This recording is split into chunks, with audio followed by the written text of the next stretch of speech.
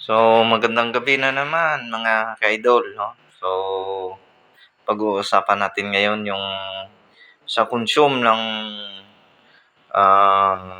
gasolina in between sa Honda Click and then sa rider natin na 150 'no. So, bali sa Honda Click natin is, usually 'pag nagbabiyahe ako 'no, yung hindi naman sagad yung biyahe talaga 'no, yung nagastos ko lang sa gasolina is almost 140 'no, 150, hindi pa nga aabot. Pero dito sa rider naku, mahigit 200, 240 to 230 yung consume ng gasolina natin. So, gano'n yung differences in between sa FI and card.